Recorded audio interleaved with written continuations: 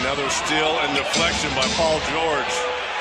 And a step back right into the grill of KD. On the run like that? No, absolutely not. Let him get a little bit below. Look, foul line down this guy. Who can stop this guy in this league? Paul George with a lot of sauce and sizzle. Yo, what's good, y'all? It's your boy Polo, and we back with another how to play. And today we balling out with PG-13, and I just gotta say, whoever equipped those animations on Paul George gotta play him one-on-one for their job, game to 7, because Paul George is one of the most unguardable players in the NBA off the dribble. He's literally Kyrie Irving, but 6'9". That sounds dangerous, doesn't it? Well, it is. Paul George is coming off a career-high season where he was 3rd in MVP voting, and it feels like I'm playing with a sidekick. Like, yeah, Paul George may not be that player to get you 50, but I'm gonna teach you how to get 30 with him. So let's get into his strengths. Let's not forget, he is a two-way. So first, his offense: driving layup 93, driving dunk 85, ball handle 86, and three-pointer 83. Defense: now he's 6'8", 220. His quickness is a 93, so that means he can guard 1 through 4, and his on-ball defense is a 93. Now let's get into his badges, because that's what really matters. And I'm going to try to keep this as positive as I can, but these badges are mediocre at its best. Finishing, mostly all silvers. You got contact finisher, silver; fancy footwork, silver; lob city finisher, pro touch; fast break finisher, bronze. What? Shooting's okay. Difficult shots, gold. You got volume shooter, gold. Clutch shooter, You got Deadeye silver, green machine silver, hot zone hunter silver, and you got ice in my veins. And my favorite, pump fake master. I think I said it right. I don't know. With range extender and steady shooter both being silver, whatever, bro. I don't even care at this point. And check out the defense. Everything gold. It's like he first team all. You know what? He is first team all defense. So, you see, bro, his defense, he can guard 1 through 4. But, you know, I'm tired of looking at the stats and the badges. Let's get to it. First thing you gotta do with Paul George is play with finesse. So there's a good amount of people that ask for dribble tutorials, and I can't teach you how to dribble because I play off of pure instinct alone, and I can't teach you that. But I can teach you how to get 30. So 9 times out of 10, Paul George is going to have a mismatch, and today we're going to go over how to abuse that mismatch. I like to do it with the triple threat. I know no one has ever told you this, but trust me, it works. It works on the computer, it works on user, it works on everybody. What you want to do is, as soon as you catch the ball, either you want to flick the right stick up, down, or right.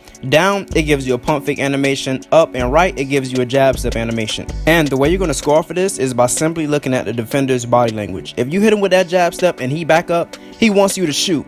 What I like to do is I like to hit him with a jab step. As soon as they back up, I hit him with a pump. I act like I'm going to the paint, and then I hit him with a snatch back. And that's separation right there, and you got an easy shot. It's up to you to green it after that. And the triple threat, it really works good with screens, because if you hit them with that jab step, either they're going underneath the screen or they're simply running into the screen, and that's a lot of space for another open shot.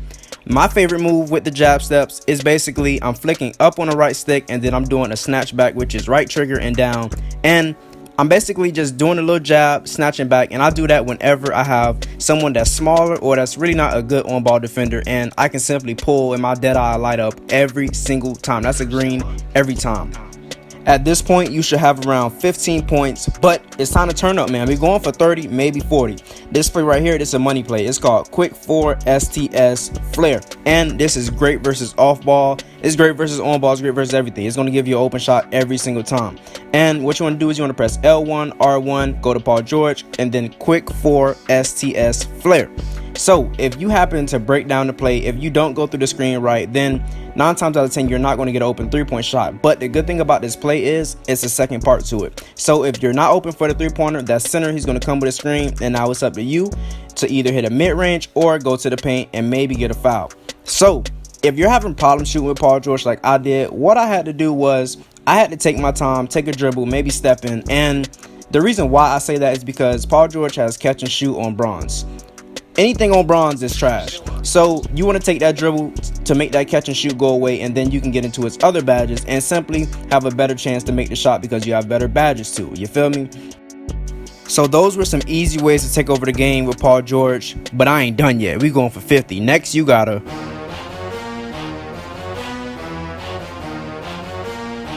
So now that you see they cannot stay in front of you off them jab steps, now it's time to go hard in the paint. And that does not mean go to the paint and try to bam on everybody like you LeBron, because that's not going to happen. They're not going to let Paul George do it. Either you're going to get a 105% smothered layup, or you're simply going to get swatted off the backboard.